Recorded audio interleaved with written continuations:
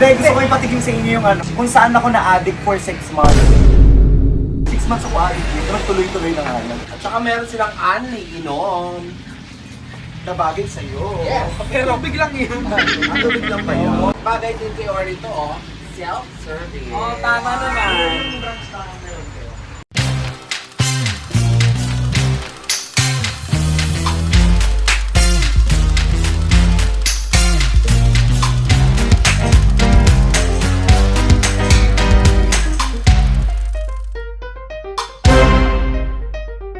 Hi mga BM! My name is Arlie. Ako si Tantan! At kasama natin si Lucas Garcia. Dahil nasa San Lucas tayo. Yes. San Lucas. Si Lucas Garcia ang winner ng Idol Philippines. Kung bumoto kayo. And we are your Best friends! Ayan, welcome back ulit sa aming channel. And for this vlog guys, magpo-food trip tayo dito sa Lipa, Batangas. Woohoo! Yes! Actually, lagi na tayo ni-invite ni Lucas sa birthday niya. Finally, Tuwing birthday niya, ini-invite niya tayo. after 3 years, nakapunta tayo ng Lipa. Pero hindi nga birthday to, guys. Hindi, gusto ko ipatigim sa inyo yung ano, kung saan ako na-addict for 6 months. Gusto ko ipatigim sa inyo. Ah, ito? Oo, 6 months ako addict dito, tuloy-tuloy na nga lang. Dati Lomi. Ngayon, ito Lomi, na. Batangas. Ito ng comfort food ko. Anong tawag sa kakainin natin? Tostado ni Kari ko. Kahit yung mga kaklase ko sa school, ginagano ko dito. Tostado. Ano to, pansit, pero parang tostado na suklak. Oo, hindi ko mapaliwanag ang lasa, pero yung lasa niya matamis tapos maanghang. Kung napapansin nyo, nasa tabing kalsada tayo. Yes. Kasi along the way siya dito sa may San Lucas.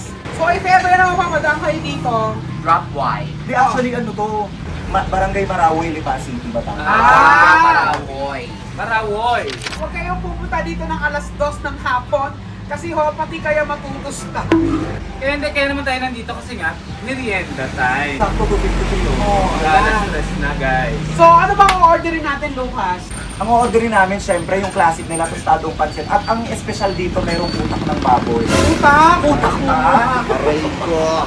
So kakain na tayo? Yes, so Yes. order na tayo then tikman natin yung pinagmamalaki ni Lucas. Yes, talaga sabi niya, te, pag pupunta kayo ng Lipa, dayuhin nyo tong kainan na to kasi talagang masarap daw. Sabi ko nga marami dito aesthetic na kainan, maraming Instagrammable na kainan. Pero gusto ko dito kayo dalhin. Kahit medyo mainit, masarap naman. Hindi, ang importante naman pag pupunta si Lucas dito, may foundation. So, Wala ko foundation! Ay, I'll take that as a compliment. Thank you, Aesthetica Hub. Ayan, oh. For taking good care of my skin. Love you. Yes. At saka meron silang inom. Nabagay sa'yo. Yes. Pero biglang yun. Ang tubig lang ba yun? Oo, kasi nga, ano inom, huwag lang po i-eat. O, kung gusto niyo makiligo, huwag kayong pumunta dito. At bagay din kay Orito, self-service. Oh, tama naman. Para siyang pansit batil patong kasi may sausawan siya eh. oo. Tuturo sa atin ni Lucas, Lucas kung paano siya kaya kainin. ginagawa. Ako pag kinakain ko kasi to, yan, titigaan muna ako dito ng kalamansi, tapos toyo, tapos portion lang nilalagay ko dun sa pancit. Ayan na! At saka Eto misuwa na! lang ba? Pare, alam mo ba, meron na silang 16 na branch. Ganong kadami ang kanilang branch. Anong name niyo po? Lendrix po? Ha? Lendrix. Kuya Lendry. Ano pong pansit to? Doon? Miki. Pansit Miki. Tapos may baboy siya, ginisa ba siya sa toyo? Paano po siya niluluto? Ginisa po yan sa sibuyas, may atay kinilig. Ah, Actually, okay. meron yung ano, caviar. May kasama ng atay ito. Tapos pinaiwalay natin yung ano, yung Topping. utak. Kasi hindi naman lahat gusto ng utak. So, tikman nyo lang. Okay. Thank you, sir. Salamat.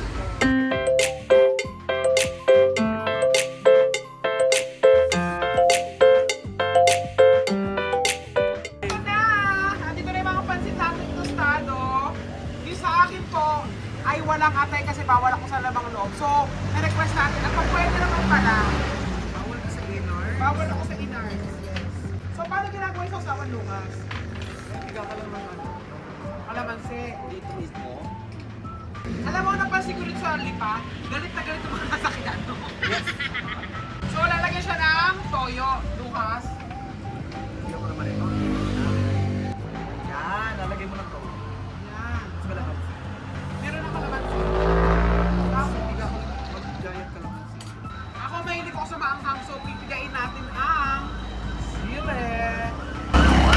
Hindi ayaw na maano kasi may ano yun. May Mga almoranas yan. May almonds yun. Wala ako. Meron siya gallstones. Okay, so kakain na tayo. Lalagyan ng asukal? Huwag mo pala. Masarap na yan. Eh bakit kaya asukal? Pag Ay, gusto iba. mo tamisan pa. Baka sa halo-halo naman. Hindi, paano siya kinakain, Lucas? Ito, nagayat muna ako ng ano. Ng sili. Para Tapos, pag sinabi niya, isusubo yung sa bibig ni So. tapos ayun, portion lang nilalagay ko. Tapos saka ko susubo. Ganyan. Para mas tansya ko. Pero kung gusto mo na sigurado ka na sa lasang ginawa mo dito sa sausawan, edi ibuhos mo lahat. Para nga siyang batil patong din. Tapos paano itong utak? Basta itatoppings ko lang siya? Pwede portion lang din. Okay. So itong mga chicharong bulaklak, chicken, pork, and Shanghai, mga ano lang siya, add-ons lang, toppings lang. Kulang. So kahit wala siya, okay lang. Okay, titikman muna natin siya ng walang Sausawan. toyo, sausawan. Ito lang muna mismo. Alam mo, grabe yung pagkakapiga ko ng sili. Pak! Masarap siya kasi parang siya, basta mo yung Mickey nga eh. Pancit Mickey, kaya wala, ang siya guys. Ito na mismo, maanghang na siya. So kahit pag gumawa kayo ng sausawan, kahit wala ng sili, okay lang. Maanghang siya, tsaka matamis. Oo. Gusto ko siyang tikman with utak ng baboy. Siguro naman niluto kong utak ng baboy. Ako to try ko with chicharong bulaklak. So ito guys, nilagyan ko na siya ng sausawan ha. Ano mas masarap yung may sausawan? Mas masarap siya pag may sausawan. Saka Miss O, Mare, uso dito na inuulat talaga. Yung ulam? Oo, para less na yung anghang at saka tamis. Aso ulam talaga din siya. Ulam talaga siya. So, tikman natin siya with rice. Alam mo, iba din ang lasa niya pag may utak ng baboy. Parang siyang mas naging creamy. Ganun yung lasa niya. Ako mas type ko na siya na may sibuyas ka tsaka ganito. Sarap. Ano to? Pork chop. Parang yun, parang iba, parang kanin na siya. Paruya. Gaga. At saka, may picture ako nila dito. Nasa ka. Fan nila ako. Ayan Ano ba? o. Ulamire. Lucas po kasi sa mga regular audience natin sa Vice, nakikita lang siya tuwing weekends kasi nag-school siya ngayon. Diba college? Anong course mo? I am currently taking Bachelor of Science in Tourism Management sa De La Salle pa. Tigil ako kasi dyan, parang third year yata ako. Third year. Para pumasok sa showbiz, Idol Philippines. After 6 years, bumalik na ulit ako sa pag-aaral kasi feeling ko magiging multo ko siya kapag hindi ako nag-aaral. Ulit. Kasi iniisip ko baka mamaya pagpunto ko na 30 or 40. So baka, ba't ko nilig yun? Ma-regret mo? Ba't ko nilig yun? May pera naman ako noon, bata pa ako noon. So, pinos ko na ngayon. Yun ang maganda kay Lucas. Bata pa lang yung pera na siya. Yung fairness kay Lucas pa, bro, kahit kumikita na siya, bongga siyang kumita, hindi lang basta-basta kumikita dahil bukod sa Vice Comedy Club, meron siyang mga rackets, may mga TV guestings din siya, pero inisip pa rin niya yung kung sakasakali, may fallback siya, which is yung pag-aaral. Yes. Siyempre, school. Kaya ako din kinuha talaga yung tourism management kasi pangarap ko magtrabaho Kasi sa... nga, ano ka, mahilig ka sa mga afam. Gusto ko nga rin mag-cruise ship singer eh. Pero sabi ko, habang marami pang opportunity dito sa Pinas, ito muna ako. Diba? Focus ka muna. Yung kikitain ko naman dun sa ibang bansa, kinikita ko naman doon pa nga dito. So kahit hindi ka naman mag-aral, ano mo lang naman is cruise ship singer, pwede na yun. Yes. Kaya gusto ko ng cruise ship singer, play with pay. Diba? Na habang nagta-travel ka, gusto mo pa yung ginagawa mo, umaaura ka pa, luluwag ka sa barko. Work with pleasure. Yes! Yun na. Pero syempre lahat ng magulang natin, pangarap na makatapos tayo ng pag-aaral. Correct. Si mama mo sino kasama ngayon? Magpapag naman yun eh. Ano ba ang pangit mo? Hindi ko mamaya. Malapit na kayo dito. 15 minutes from here. Yung mga klase ko tuwan-tuwa. Akala ko mga sala-sala. Pero tuwan-tuwa dito. Nangungulit sila sa akin. Lucas, kailan ulit tayo babalik naman sa kinainan natin. I-reg kasi ako eh. So lahat ng kaklase ko, every period, iba-iba lahat. Marami akong kakalayan. Ay, yung naman kinakwento mo na mabuti mo. Hindi, bawal doon. Sorry. Nakita mo na si Ate B dito. Ay, yung barangay namin, kasunod ng barangay namin. Buong ng City Hall, may nilipat na. Nilipat na sa Levy Town. Yung dating City Hall, luma na yun. Nilipat na lahat ng empleyado. Ang pakaganda. Parang BGC na siya. Ganong level.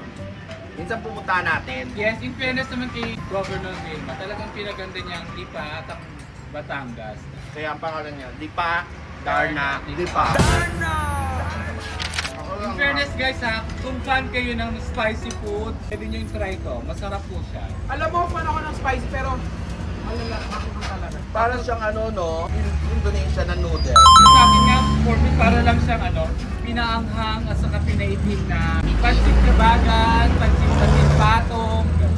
Bukod dito sa pansit at tostado ni Kuya Rico, saan pa pwedeng mga pwede ng lahat? Last pagman pakinggan, pero gusto ko matikman niya yung pinakamasarap na loni. Ang gusto ko na loni dito, LBN, kasi classic. LBN, kasi classic. Yung wala masyadong Parang toppings. ang lapit dun sa LBN. Ito yung nakain dito, basically. Hindi pa rin. Sandali lang, nakatitig sa akin yung driver mo, may gusto sa akin. Paano kukunin ka niyang dinaps? Yan, diba? Kaya nyo ako tinititigan kasi nanganak na yung asawa niyo. So ayan guys, if ever meron kayong oras, pasyalan nyo to. Itong tostado ni Kuya Rico sa Barangay Marawi. Maraboy. Maraboy. Marawoy. Marawoy. Marawoy. Marawoy. Marawoy.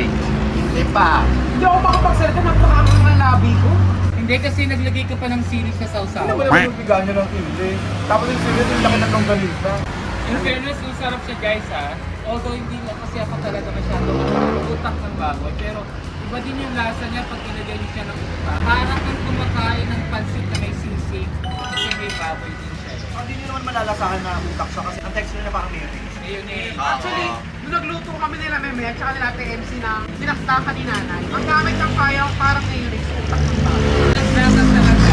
Originally, Ilocano din siya, di ba? Ang dinakdakan talaga, utak ng baboy. Adapt na lang sa Maynila, sa iba't ibang lugar. Kasi hindi masyadong available yung yan ang ginamit nila. Sana makapunta kami ng birthday mo, Mare. Kailan mo nga ba birthday mo? October, guys, punta kayo sa bahay nila Lucas. Yes, kasabay ng piyesta. At ngayon ko lang nalaman ha, kaya pala Lucas ang pangalan niya dahil nanganak siya, piyesta ng San Lucas. So si Kitty mag-i-stay po dito kami ni Miss, uuwi na kami. Yes, kasi may pasok pa ako, si Toto may gagawin na sa Maynila. Mag-thank you tayo kay Madam Trinidad. Maraming salamat. Trinidad, Marami. Madam Trini, si Madam Trini po ang owner ng may pinakamalaking punerarya sa Batangas. Hep, hep! Yes, lahat guys, paprovide niya sa inyo. Mamamatay ka na lang. Yun ang tagline niya. Oo. Pag nag-deliver ng ano ka ba, may kasamang goto. Thank you very much, Love you. Chatrini. Thank you kay Vanessa sa pagpapa-Annabelle sa akin ngayong araw. Magpapaiwan ka. Yes. Ano nang gagawin natin mamaya? Siyempre iinom. Siyempre, enjoy lang natin ang buhay ni Mami. No? Yes. Nakikipagsabay sa 20 anyos. Kaya Kaya naman guys, maraming salamat sa pagsama sa aming trip dito sa Batangas. So, sana marami pa tayong photo dito sa Lipalo ka. yes, dali pa kami sa iba ha. Ay, Miss Mo, dapat mag-iilog tayo dito. May ilog? Tapos maraming Yeah. service. Ilog tayo kasi yung mga market yun nandun talaga. Ay, talaga, Yeah. nakakaikot na maala. Wow. Narinig ko ng nanay mo, ano magkasabi ko? Isa din siya eh. Thank you mga BF! Thank you kay Lucas Garcia Thanks, sa Lucas. pagsama namin. Thank you so much. Kung hindi mo pinagsigil sa Tonton, pumunta lang kayo ng Vice Market.